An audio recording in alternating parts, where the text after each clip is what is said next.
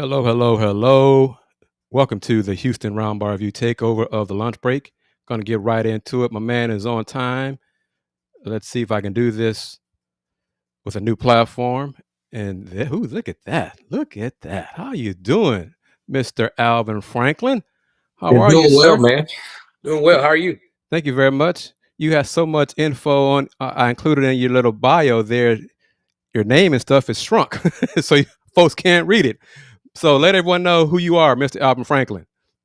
So Alvin Franklin serve as Senior Associate Athletic Director, overseeing development, fundraising, our fundraising efforts and ticket sales efforts here at the University of Houston. Been here now, coming up 2 years now. It's crazy, man. We did our first one of these like on my first or second week. That was in the fall of 23. So lots happened since then. Yep. And as everyone can tell, as you're watching on the Houston Roundball Review YouTube channel, and of course on Roku via the BS3 Network, we have the same barber. So, well, you touched on your duties at UH. How are things going for you as Houston Athletics really begins year 3 in the Big 12? Man, things are going very, very well. It's the quote unquote dream turned into reality. People use that term a lot, right? We're entering year 3. Year 1 it was a touch and feel type of year 4s. Of course, we had a lot of success in men's basketball year 1. Volleyball had a really good year with a lot of success in track and some others. Probably missing a couple, but swimming and dive had a great first year in the league, and then year 2 we started to turn the corner even more. Of course, Willie Fritz's first year basketball, built on the success of year 1, and it's not just year 1 in the Big 12 for basketball. They've been doing this now for a while now. I mean, they've really cemented themselves not just as a contender in the Big 12, but a national contender in other sports as well. And had some coaching changes, and now going into year 3, we feel really good about where we are. Eddie's now completing the first year on the job, and we have not only a plan in place, but also the right people around the table to execute the plan. So we're really excited about going in year 3, going into the Big 12. How are things going in terms of fundraising? Things are going very well, very well. Not to be beat a dead horse, but we our fiscal year is a little different. Most businesses and universities usually operate on a July 1 to June 30 fiscal year. Our fiscal year is September 1st to August 31st. So we're at the home stretch right now, last 5 weeks of fiscal, and we feel really good about things. From an annual fund standpoint, the Cougar Pride Annual Fund side, we're going to eclipse $9 million for the first time in school history. So we're really excited. It's the best year ever in our annual fund. And then from a major gifts standpoint, Eddie put out a letter probably about 2 weeks ago and talked about it's going to be a record year for major gift fundraising as well.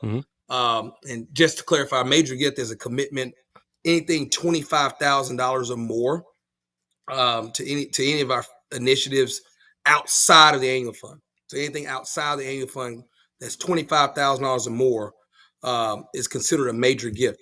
And a record year, just so everyone would know, a record year was before we got here was 38. Houston Athletics, a record year was 38 in a year.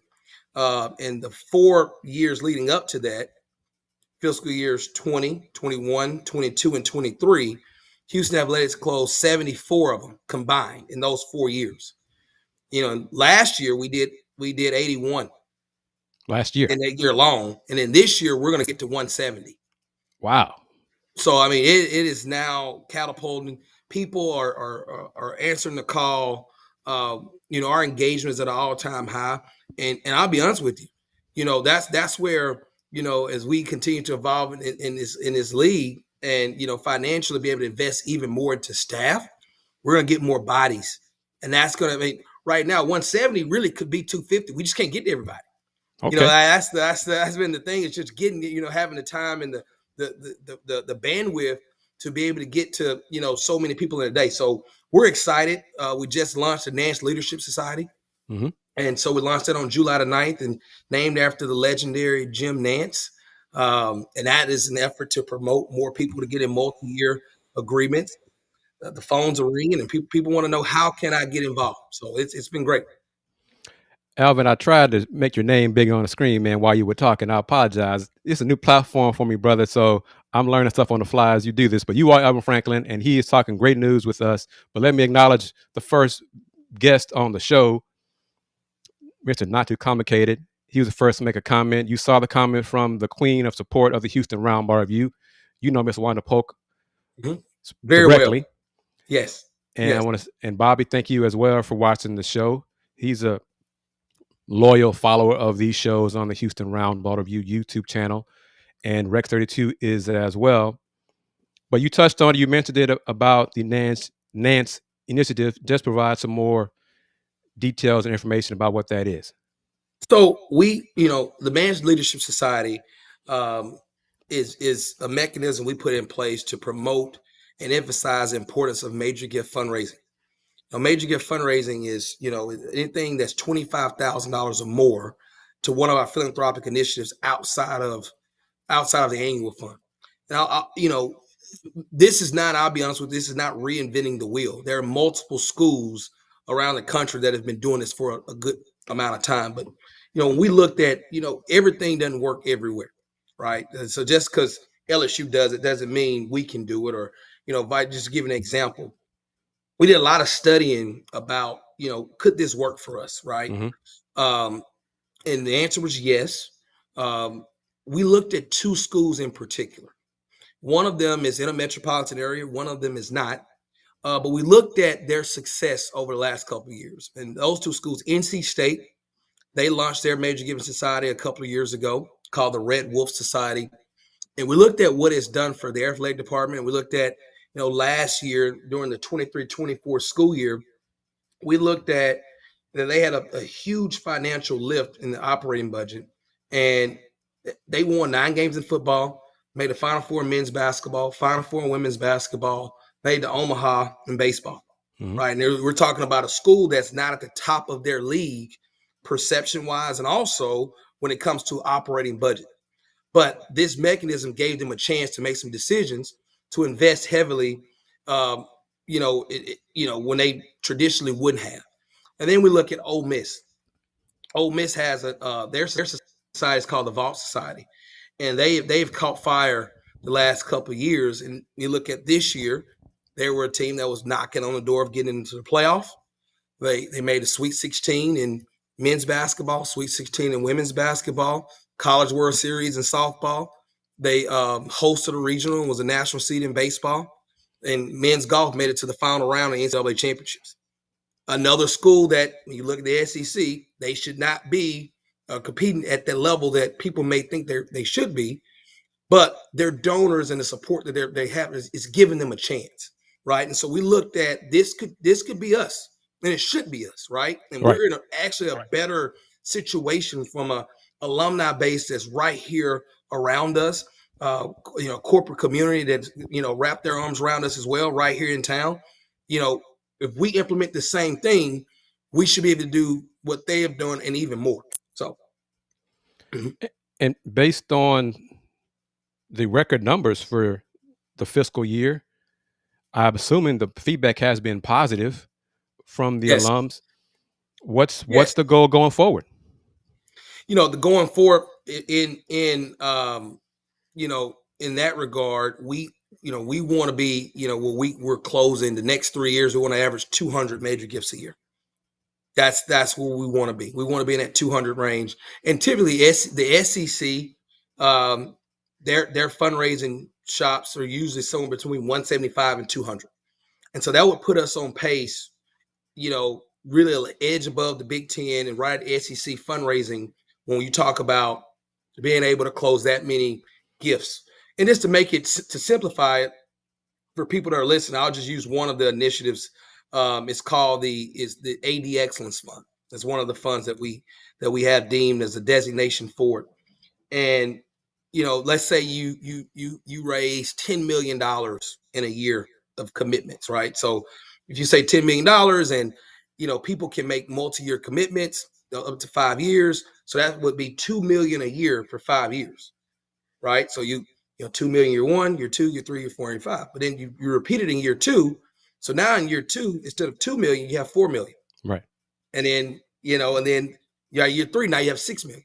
And then you get where we're going. So now when it comes to forecasting and projecting out, you know, our financials, we're able to make some key decisions, you know, because of this. So this is going to be huge for us. Question from one of the viewers: How are things going for track, Carl Lewis, and track coaches in terms of? I mean, track isn't football; it's not men's basketball. So, in terms of revenue sharing, will track be benefited? Will track benefit from these fundraising initiatives? Yes. So track does benefit from revenue sharing. So they did receive a portion of the revenue sharing that we're going to share with our student athletes. We did opt in fully with the NCAA and revenue sharing in the House settlement. So track did benefit from it. And then also, you know, people are part of when you talk about, I know where the subject matter was the Major Gift Society. We have had a couple of people to make their 5-year commitment designated to track. Excellent. And so all of those funds from those donors go directly to track. You know, that was one of the things I saw where when I got here, you know, the people that, you know, my predecessors and people that have worked here before did an awesome job. They did. I mean, this was, and that's why coming here was such an easy decision to make because, you know, the foundation was laid, you know, but one of the things I saw was people were willing to give, but they didn't know what it looked like. And they also didn't know where their money was going. And I don't believe, and that's kind of the culture shift that we have right now in Cougar Pride unit is, you know, we're not just asking people for money anymore. That's not our job. Our job is to say, hey, these are all the, you know, the priorities and needs of of Houston athletics right here. And then over here, these are your interests as a donor. Let's figure out how to bring that together. Whether your interest, if your interest is mental health, if it's nutrition, we're going to make sure that, you know, in the documentation that we present in front of you, that's where your money's going to go. And so really, you know, emphasizing donor intent going forward. And that's why more people have gotten bought in because they feel like their money's not just going in a black hole per se. Another question for you. With the completion of the football ops center, what are your plans, future plans for athletics? Well, you know, that's for right now on the short term. We don't have another quote unquote capital project when it comes to a new project on the horizon. But there are some facility needs that we want to address. So there are some things, you know, football is the building that I'm sitting in right now is the Athletics Alumni Center. Right. Football has operated a good portion of space in this facility. They are moving out. And so this is going to help us with meeting spaces. We're renovating this building, new meeting spaces, more offices. This is going to be more conducive to a true athletic department from an administrative standpoint. And then also the Olympic sports are benefiting because we're able to provide more space, more efficient space, I would say, for their offices, but also recruiting areas where they can have meetings, when they can meet with the recruits and their families, and truly swimming and diving can now host recruits. Instead of going outside of and meeting off campus somewhere, they can meet right here in this building and have a space designated for swimming and diving. Track will have more space and have a space designated for them. Soccer, you know, I can go on and on. Volleyball, I'm probably missing somebody. Softball, baseball. We're doing a lot in this building. And also at all of our facilities, we're looking at how can we enhance the fan experience. So we're going to invest some dollars into some things that really heighten the experience when fans come on campus to see the Cougars play. What's the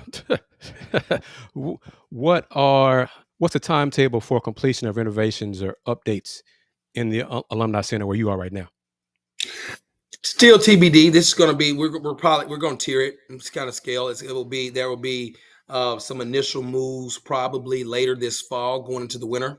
But this probably will take, you know, up to 2.5 years to complete in this building. What are we have a huge weight room in this building. We have a training room in this building. Sure. I mean, there are multiple spaces that we need to address. What are your impressions of the recent head coaching hires? Soccer, softball, women's basketball. They've all hit the ground running. You know, everybody, all three of them undefeated. All three are undefeated right now. They're doing a great job. Number one, the visibility. They're around, of course, they're out recruiting a lot. And now, Coach Williams is now here more because his season starts in a couple of weeks with soccer. But they're out recruiting a lot. But when they are in town, they're in the hallways, they're meeting people. They want to be more than the softball coach, more than just a soccer coach. They're how do I fit amongst within the fold of Houston athletics as a whole, and they're raising their hand and they want to help, right, and help the brand. All three of them are strong recruiters, and so I expect our rosters to be even more competitive than they were before. So we're really excited about the three additions. What are you most excited about for the football players when they move into the football ops center? The thing I'm most excited for them is them having their own space. That's the piece of, and then having that sense of pride of this is home. We've done a really good job facility wise over the years with golf has their own clubhouse, the Golf Club of Houston. We have the Guy V Lewis development facility for men's, women's basketball. Baseball has but football, especially being the top revenue driver, having a home. When the kids come back, when they're done playing, they want to come back and see Coach Fritz. They know exactly. They go right there, and it's all football, right? That is the thing I'm most excited about. And then it's a place where we can really display the history of success for our program, and really be, and a lack of better, that we have spaces in the building where it's kind of in a way a museum, really showcasing the lineage of success for Houston football.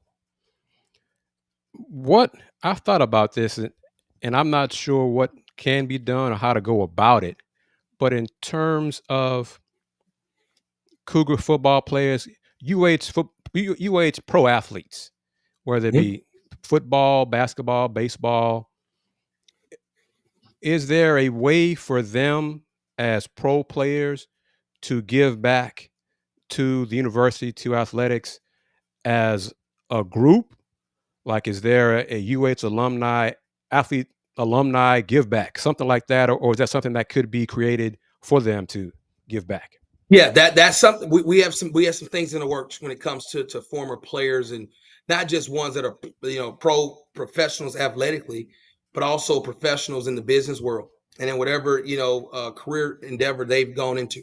When we look at giving back from when it talks about former players, it's not I look at it as the 3 T's: time, talent, and treasure. And it's not just the time piece. Some of them may not give money, which is the treasure piece, but them giving their time, being willing to come back, being willing to hop on the phone with the recruit, and tell their story of why UH is the place for them to be. That's all part of giving back. And then the talent piece, some of the ones who maybe they didn't go pro in a sport, but they're successful in their endeavor. Being able to put their arms around our current players when it talks about preparing for life after sports, maybe giving one of our current players the opportunity to get a job. Those are the ways that our former players can give back. It's not just, we love them to write a check, but it's bigger than just writing a check. You are a big note taker and organized, and what are goals, 1, 2, 3 goals you have for this coming season? Wow, that's a good one. I would say, we talked a lot. I know I talked a lot about the Nantz Leadership Society, and really, really, cementing that is something that people know about, and really, we really growing that group of donors, because that's the group that's really, really going to make a big impact when it comes to us, closing the gap from a budget deficit standpoint, and being able to really, really, attract, top coaches, retain top coaches, being able to do revenue sharing at a high level as the cap continues to go up.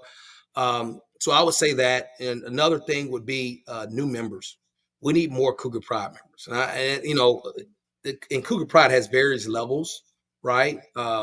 various levels. We have a level that starts at $150. We have a level that goes up to 30,000 plus. If it's people at the lowest level, that's fine. We need more bodies. We need more people that are receiving our information, but also sharing the needs and priorities of the LA department, because those members are getting those emails and being invited to those events and hearing from coaches and hearing from our athletic director and our athletic department leadership to know what's going on. So that's going to be really key for us as well. Our atmosphere, really looking at the experience that people have when they come on campus and come to our games and when they come to our events. That's something that, not just feeling like we're checking a box. Well, we had a whiteout. We had a whiteout for a game, so we had it. No, what was it like? Was it memorable? Was it something that people look back at the whiteout game, right? That, and they talk about kind of how we've done with the blue game in a way, but we need to really look at how do we continue to make sure that people look at Houston athletics when they come to it. It's, as much as athletics is about personal development and the holistic growth of the student athletes, we're also in the entertainment business. Sure. People should have fun when they come out and come to our games and our events. Next thing I would say is probably corporate engagement. The last couple of months, and there's some things that we're going to release here in the coming months, and some partnerships. We have really put our foot on the gas when it comes to corporate engagement, corporate partnerships. It has been humbling to see how the business community in this city is starting to really step up and get involved. So I would say that as well, and also how that relates to the third party NIL with the new rules, and really making sure that we're able to close the gap there to make sure our student athletes are getting the opportunities they deserve, right? And then the last thing I would say is kind of parlaying that with the corporate engagement piece is community engagement and the alignment, right? Making sure we're aligning Houston athletics to the community and getting our student athletes more visible out in the community. I'm going to post a question because I know my answer to it, and I have some info to share once I'm done speaking with you, because I think you, Alvin, is always taking time to join me on the takeover. But this question, and let me say this privacy before I post it. Complicated, he likes to stir the pot. Okay, so that's why it's complicated. That's it. So the question, my answer to this is simple. What is it going to take for women's basketball team to catch up to the men's? Time. It's going to take time. That's it in a nutshell, because you can answer as well, but I have some things that I'm going to share. Another national player has listed Houston among her top 4. Mm-hmm. That is just a difference in the recruiting that the staff is bringing and has done from April to now. So it's just time. Yep. So you can add to that if you want to. Say that as well. I would echo your sentiments on the timepiece, but support, right? I would say that their season tickets, even single game tickets, are fairly inexpensive, and we need butts and seats, right? We need to be able to. I think that's going to help them to close the gap the quickest, is by we creating that home court advantage. That's going to help in recruiting, because young ladies are going to see what the atmosphere of the Fertitta Center, not just what we can show on the men's side, but we can show them a video and of the women's games, and also when they come on visits, they can see how electrifying the atmosphere is. Then also, we'll win games just off the atmosphere. Mm-hmm. We'll with creating pressure, and creating that buzz. That we need butts and seats. We need people to buy tickets and come out to the games. That's going to help us, probably the quickest. Question: what's been your greatest win so far as a member of the Houston athletic staff? That's a hard one. I would say personally, my biggest win is the trust that I've built with Coach Sampson. Coach is one of the best, if not the best, coach in America. And his willingness to talk to me and mentor me is someone that one day wants to be an athletic director. He knows what it looks like. He's been around some of the best over the course of his career. and being able to ask him questions, career questions, personal questions, that is helped guide me. So I would say that's probably been the biggest win so far. He's a class act. He's a class act. He's a great, people talk about good a coach. He's a great man. Wonderful man. Is it a challenge to get recent graduates to become season ticket holders? For basketball, yes, because there's just the demand, right? Mm-hmm. Like we're sold out, right? And so I would say that's a challenge, not just for recent grads, but for for all alums or anybody coming off any fan that's desiring to get men's basketball tickets. That's tough. But to get them involved, the challenge is not for them. It's more for us because we have not candidly done a great job of making it easy for them. And that's something that's also on the list for next year. As we look at how can we keep getting better, we got to make it easy, for recent grads because they're the next wave, right? That's the next generation, right? So we got to make sure that they are raising their hand and say they want to be involved and they want to come to games. We got to find a way to get them there and make it easy for them. Alvin Franklin, I think that's pretty much it. Is there anything? Because I don't want to take up your whole hour here on the takeover because you're a busy man. Oh, I know. The question popped in my head, and I finally remembered to ask it. Where does Houston rank, or do you know where Houston ranks in terms of the giving in the Big 12? Big 12, we're right now. There are 16 schools, and we're still hustling to finish the year. A lot of our peers finished there. Most of the league finished their year June 30th, so we haven't gotten everybody's numbers yet. But if I had to guess and be honest about it, we're going to fall somewhere between 10th and 12th. And one more time, you mentioned it at the top of today's show. Say the numbers again and how they compare in terms of the level of giving, the number of people who have joined and commitments compared to the previous few years at Houston. So I'll talk about the two main verticals. So with the annual fund, we're eclipsed 9 million for the first time in school history for Cougar Pride, and that consists of the men's basketball per seat donation, the football per seat donation, and Cougar Pride unrestricted giving. So we're eclipsed $9 million in cash through the door for that vertical. And then on the major gift side, the major gifts are at University of Houston are anything $25,000 or more that goes to a philanthropic initiative that's not tied to the annual fund. And so last year we set the record at 81, fiscal year 24 at 81. Before that, the previous record was 38. So we made a big jump from the previous record to last year going to 81. But this year, we're trending. We're gonna most likely hit that 170 mark. We're right now over 160 with a month to go. So, getting to 170 and doubling more than 100% growth from the previous record that we set last year, which was also over 100% growth, tells you, the future is very, very bright. We're excited. We're excited, and we thank all of the donors who stepped up and helped in so many ways to so many different initiatives. From this is not just going to facilities, or there's been gifts to mental health, there's been gifts to nutrition, there's been gifts to each sport has gotten something. There have been donors to give specifically to every sport. Student athlete development, we've had gifts to our academic unit. People have really stepped up and helped tremendously, and we're just getting started. So I'm coming. And thank you for saying that you're just getting started. As always, you have been gracious enough to squeeze me into your busy schedule. And like you said at the top, your first appearance on here was roughly 2 weeks into when you got hired. Yep.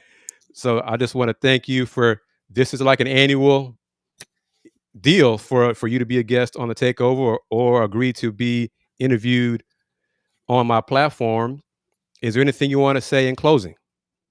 No, just hey, this is a great great platform. I want to thank you for all you do, and always being present and your willingness to shed light on what's going on with Houston athletics. And just want to thank our Houston Cougar community. This has been a fun ride, especially with the run that men's basketball went on.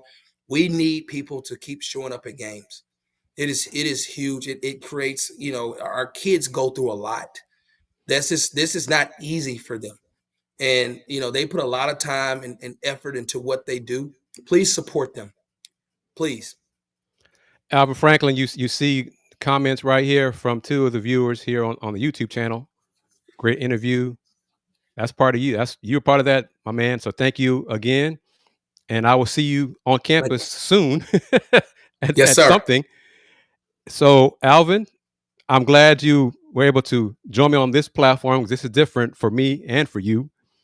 And I appreciate you and everyone who's watching on Roku or the Houston Roundball Review on YouTube. Thank you very much. And we will be back in a few minutes.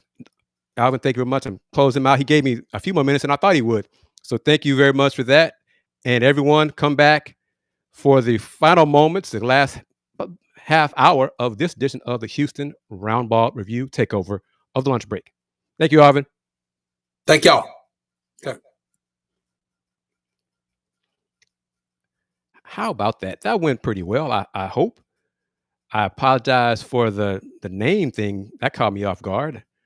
But complicated, I got some info to share with you and Rex and Bobby and Miss Wanda and CA37. Thank you for joining in that conversation, asking your questions. A reminder, of course, you're watching this edition of the Houston Roundball Review Takeover of the Lunch Break, streaming live on Roku via the BS3 Network. Bottom of the hour, going to play the BS3 promo and then be back to share some more info that I got about an hour before today's show started regarding the Cougs Arkansas game taking place in December. You're watching this edition of the Houston Roundball Review Takeover of the Lunch Break, streaming live on YouTube at the Houston Roundball Review YouTube channel, and of course on Roku via the BS3 Network. Come back, enjoy this spot, and be back in 90 seconds.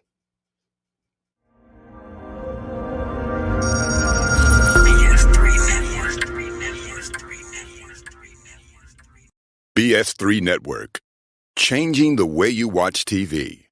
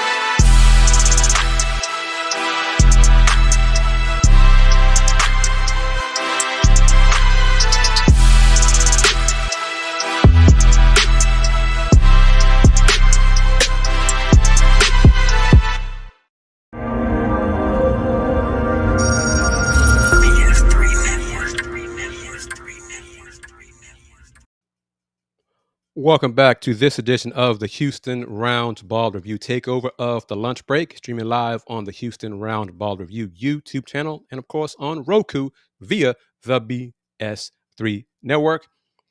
Rex32, thank you for this comment. Thank you for your questions.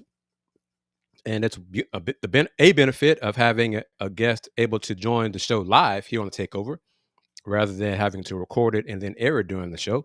But, you got to be accommodating to the guest time and their schedules. So Alvin, as Miss Wanda can attest to directly, and I'm going to say this, Alvin Franklin mentioned it about needing more supporters, corporate alums supporting Houston athletics. The Houston Roundball Review and Houston Athletics needs more Wanda Polks. Wanda Polk is a supporter of Houston athletics, and she's also a supporter of the Houston Roundball Review. She's got almost every type of Houston Roundball Review merch that I have put out, including the brand new Once a Coug, Always a Coug shirt. She's got caps, she's got mugs, she's everything regarding supporting the Houston Roundball Review, and I appreciate it from the bottom of my heart for everything she has done and continues to do for the Houston Roundball Review, and not just this show, also the Let's Rage Coug shows. So she is a blessing to me and Andy and Dayon and everything that we're doing and trying to do, providing shows to the Coug alums, supporters, and fans of Houston Cougars athletics and, of course, Houston Cougars men's basketball. I want to say this. I teased it before the break. Sources told me, the Houston Cougars Arkansas men's basketball game will still take place on Saturday, December 20th. However, it is now less likely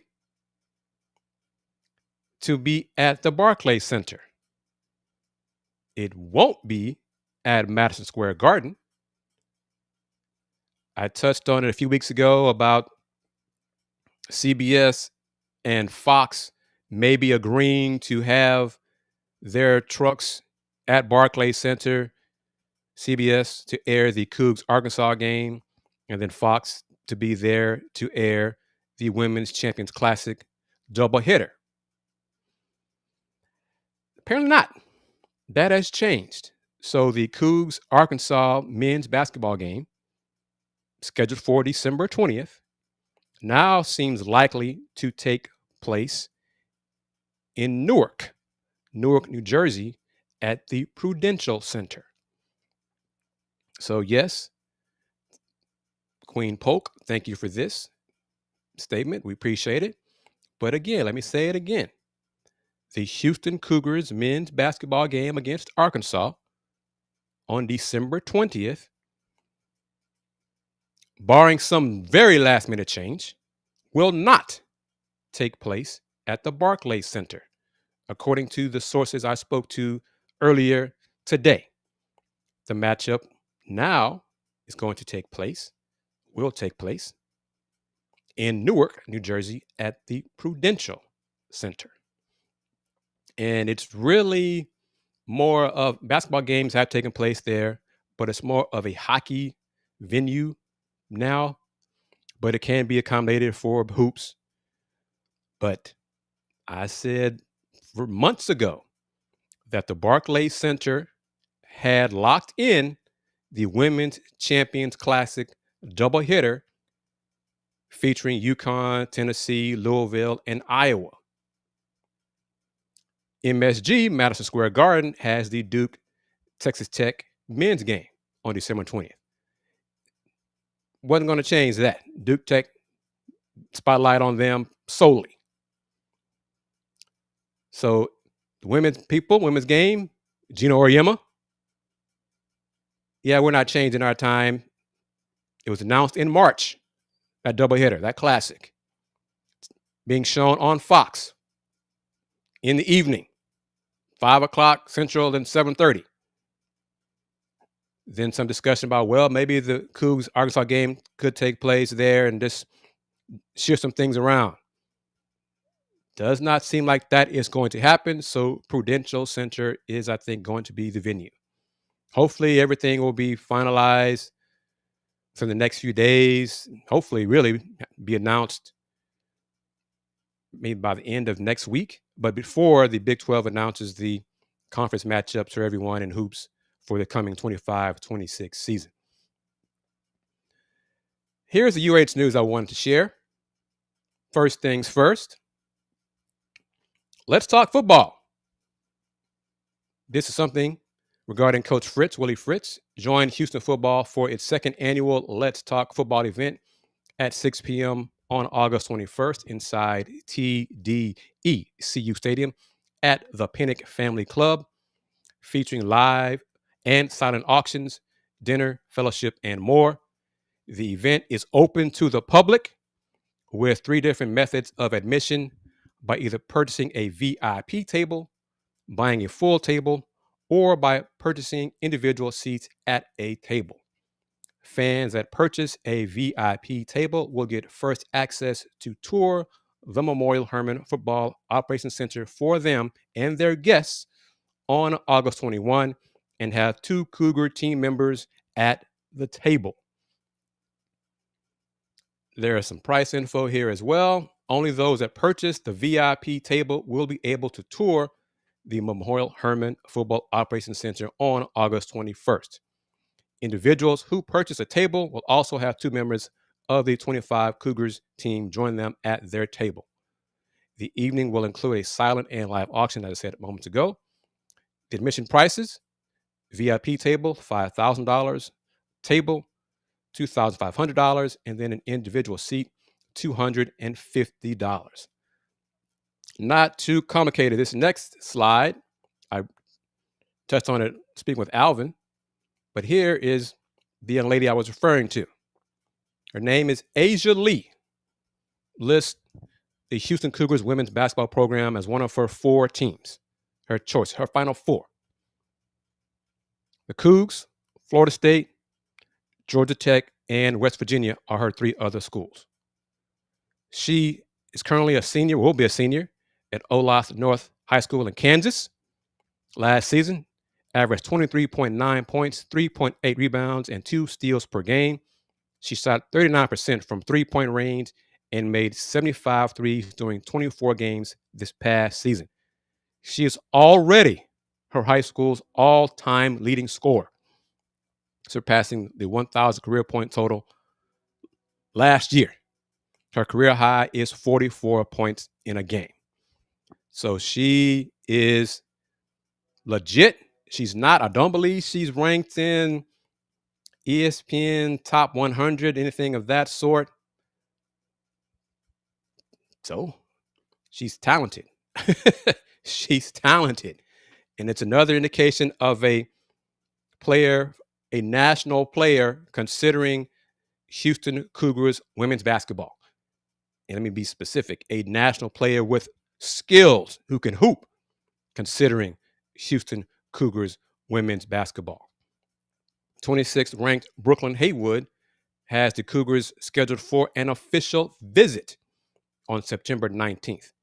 26th ranked in the country has the Cougs as an official visit.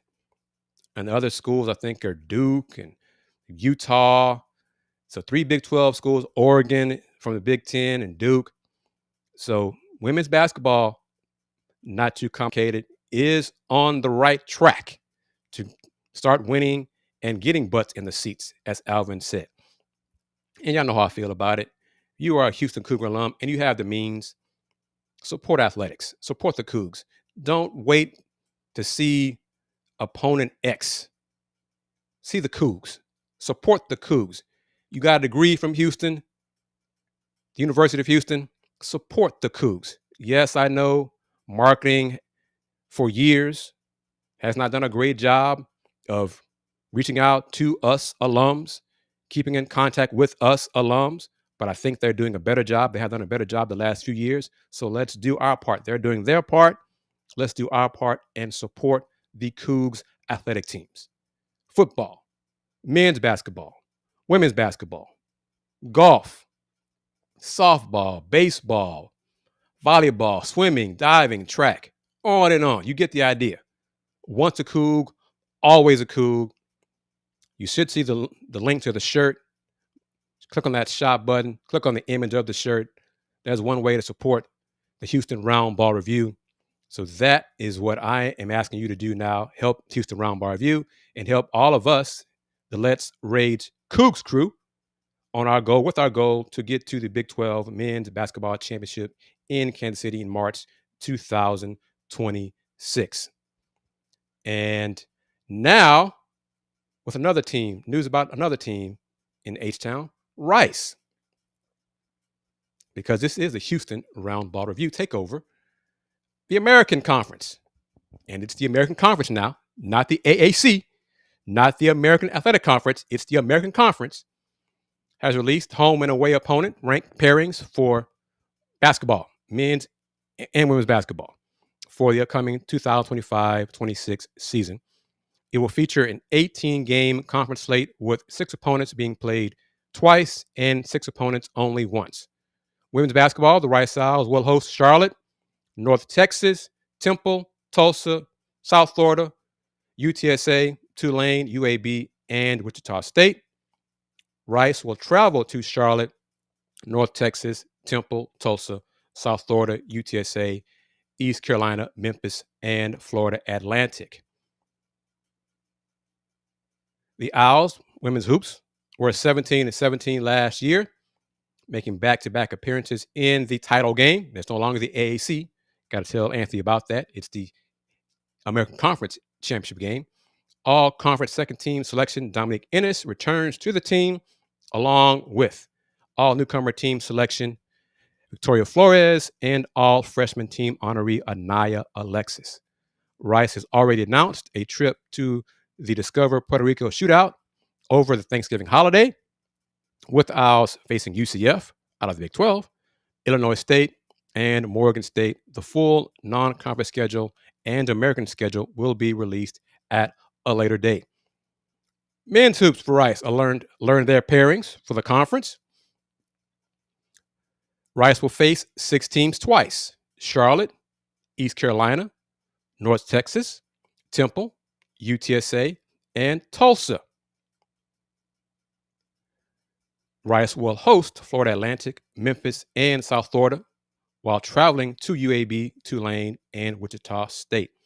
The complete 2025-26 men's basketball composite schedule with dates and times will be announced at a later date.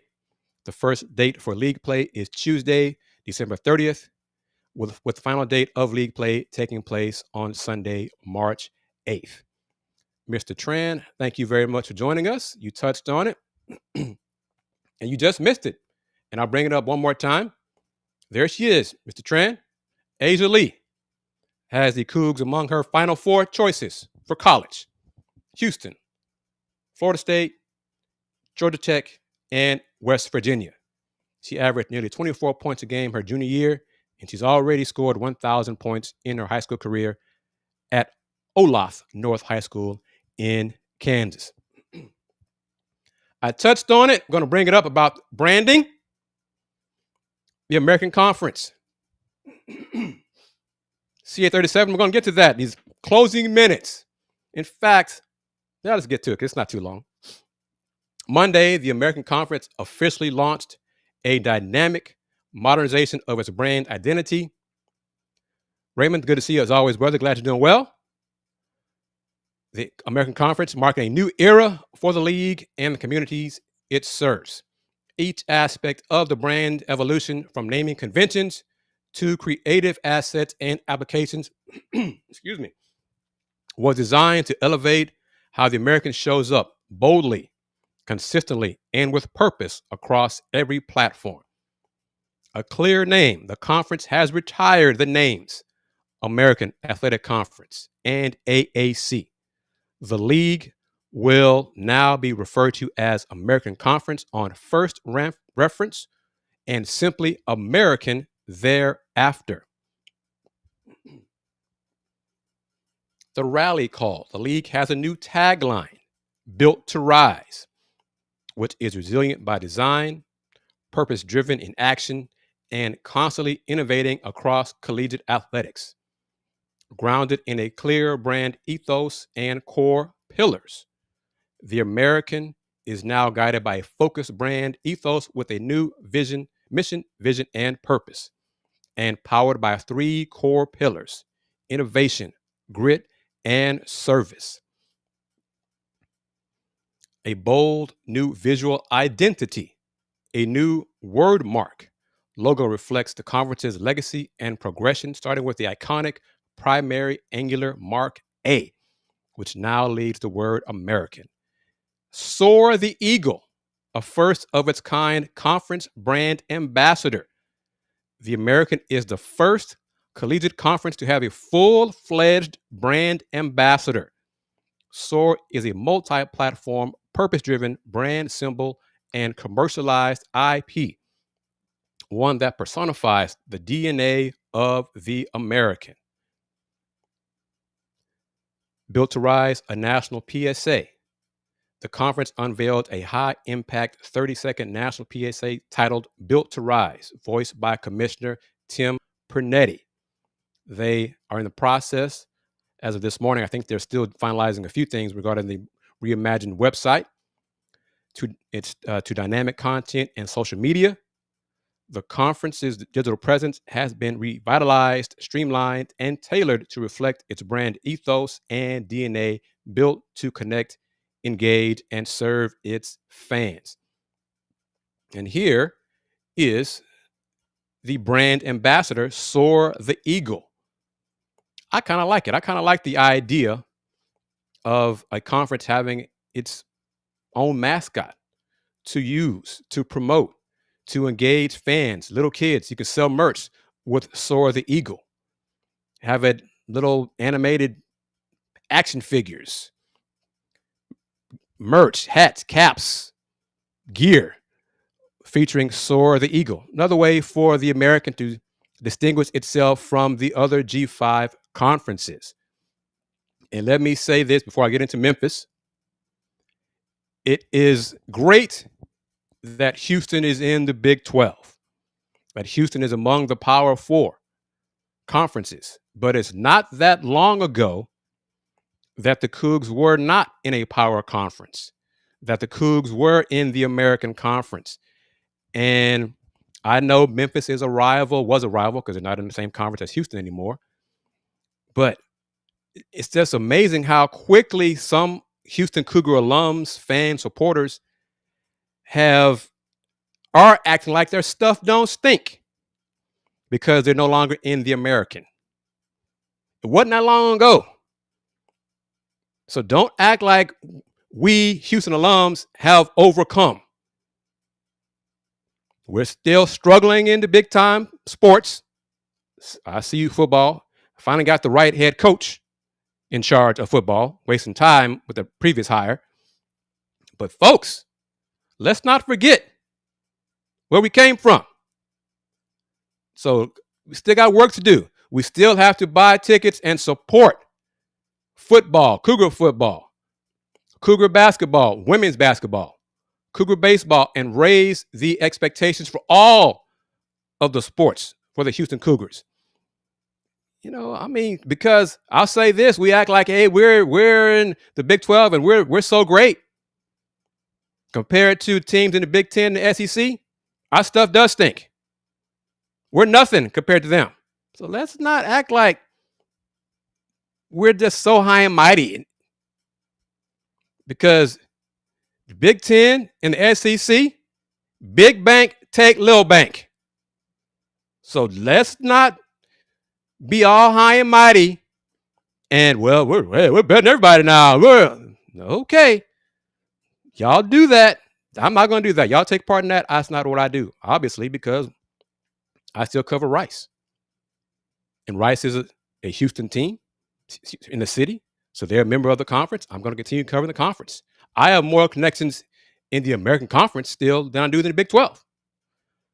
But speaking of the Big 12, and speaking of Memphis, hours after the American Conference, and this is Memphising.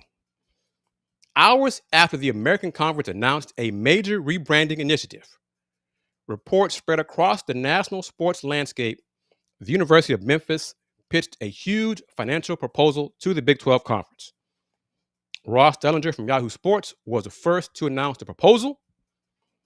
Dellinger stated the proposal features, quote, features hundreds of millions of dollars in sponsorship commitments to the Big 12 for Memphis-affiliated corporate partners, as well as Memphis not taking revenue distribution from the league for at least 5 years.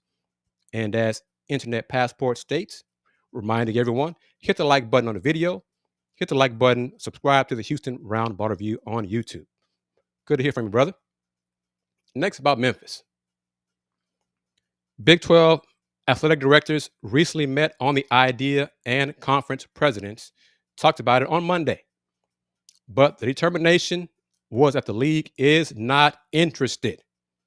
One source said there was, quote, very little momentum for this, end quote, and multiple league sources expressed concern that adding Memphis could dilute the league's value in the next television deal. Any expansion would need 12 of 60 members to approve a move, a number that was not reached for UConn or Gonzaga over the last year. And this sentence I'm about to read, this is me talking right here. A source, a Big 12 source told me, quote, our board really likes the current makeup of the league and is thrilled with our direction as a 16-team league. Not 17, not 18. And Memphis is not UConn. Memphis is not Gonzaga. This is reality. Let's be real. And it did not help Memphis to have the timing of this announcement just mere days after the men's hoop team was put on probation. Awful timing. You're trying to leave the American, join the Big 12, and oh yeah, by the way, we were put on probation. Just forget about that. Oh yeah, just ignore that.